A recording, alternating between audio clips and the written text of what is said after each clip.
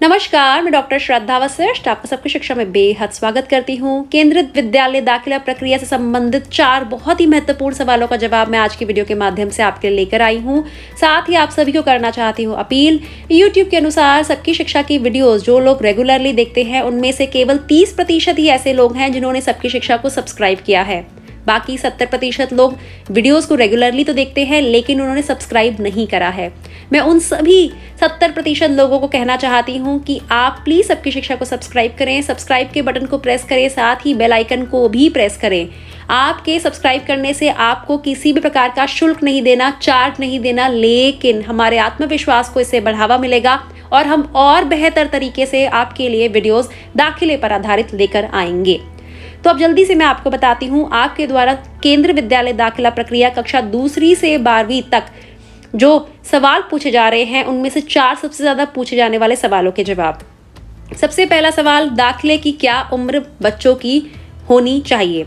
तो कक्षा 2 में दाखिले के लिए कम से कम उम्र 31 मार्च 2023 को 6 वर्ष होनी चाहिए और बच्चे की उम्र 8 वर्ष से कम होनी चाहिए। यानी कि 6 या 7 साल का आपका बच्चा है 31 मार्च 2023 को, तो आपका बच्चे के लिए कक्षा 2 में दाखिला होने की संभावनाएं बढ़ जाती हैं। कक्षा 3 में दाखिले के लिए कम से कम उम्र 7 साल और 9 वर्ष से कम होनी चाहिए। यानी कि 7 और 8 साल बच्चे की उम्र हो सकती है। चौथी में दाखिला लेने के लिए 8 या फिर 9 साल। 5वीं में दाखिला लेने के लिए 9 या 10 साल। 6वीं में दाखिला लेने के लिए 10 या 11 साल। 7वीं में दाखिला लेने के लिए 11 या 12 साल। 8वीं में दाखिला लेने के लिए 12 या 13 साल। 9वीं में दाखिला लेने के लिए 13 या 14 साल। 10वीं में दाखिला लेने के लिए 14 या 15 साल। आप 31 मार्च 2023 पर रखकर उम्र का आंकलन करिएगा। साथ ही अगर बच्चा 1 अप्रैल को पैदा हुआ है तब भी आपके बच्चे को उम्र में छूट मिलेगी। साथ ही कक्षा 11वीं और कक्षा 12वीं में कोई उम्र की, कम से कम उम्र की और ज्यादा से ज्यादा उम्र की कोई सीमा नहीं होती है। सिर्फ इस बात का ध्यान रखना होता है कि जिस साल बच्चा कक्षा 11वीं में दाखिला ले रहा है उसी साल कक्षा 10वीं का रिजल्ट निकला हो और जिस साल कक्षा 12वीं में दाखिला ले रहा है बच्चा उसी साल कक्षा 11वीं का रिजल्ट निकला हो।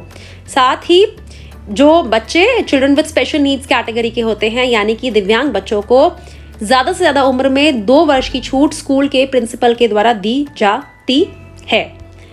अब अगला एक बहुत ही महत्वपूर्ण सवाल है कि दाखिला प्रक्रिया ऑनलाइन होगी या ऑफलाइन। कक्षा 2 और से ऊपर की कक्षाओं की जो दाखिला प्रक्रिया होती है वह हमेशा से ऑफलाइन होती आ रही है। यानी कि आप स्कूल जाकर पता करेंगे कि आपके लिए जिस उस कक्षा में सीट खाली है, आपके बच्चे के दाखिले के लिए उस कक्षा में सीट खाली है जिस कक्षा में आपके बच्चे ने दाखिला लेना है। अगर है तो आप फॉर्म भर पाएंगे, नहीं है तो आप फॉर्म नहीं भर पाएंगे। यानी कि ऑफलाइन दाखिला प्रक्रिया होगी।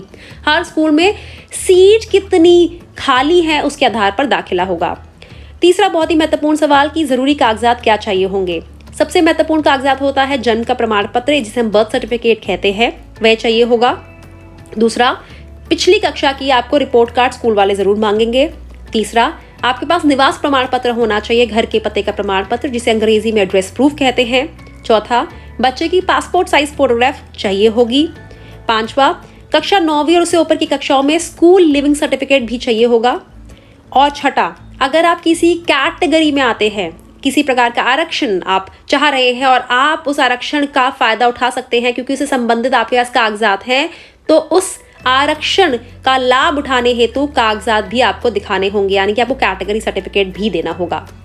अब आज का आखिरी सवाल, फॉर्म कहाँ से मिलेगा, इसकी जानकारी मैं आपको दूसरे सवाल के जवाब देते समय दे चुकी हूँ कि फॉर्म आपको स्कूल से ही मिलेगा। उदाहरण के तौर पर आपके घर के पास 2 केंद्रीय विद्यालय हैं और आपकी बिटिया ने कक्षा 4 में दाखिला लेना है, तो जब फॉर्म निकलेंगे जिसकी जानकारी मेरे द्वारा आपको पता चल जाएगी, आप स्कूल जाएंगे, पता करेंगे केंद्रीय विद्यालय 1 में, केंद्रीय विद्यालय 2 में कि क्या यहाँ कक्षा 4 में सीट खाली है। अगर केंद्रीय विद्यालय 1 में खाली है तो वह आपको फॉर्म देंगे, आप हाथों हाथ भरेंगे, जरूरी कागजात की फोटोकॉपी जोड़ेंगे और स्कूल में ही जमा करवा देंगे। फॉर्म निःशुल्क मिलेगा आपको।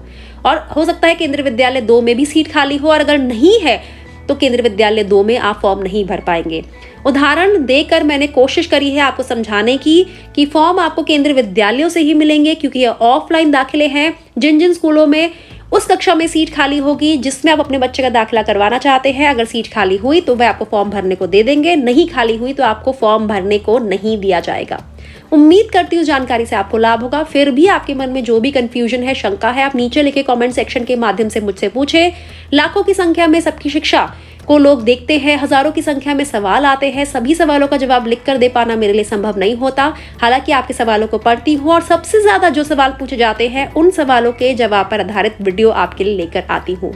अब मुझे डॉक्टर श्रद्धा वशिष्ठ को इजाजत दीजिए। नमस्कार।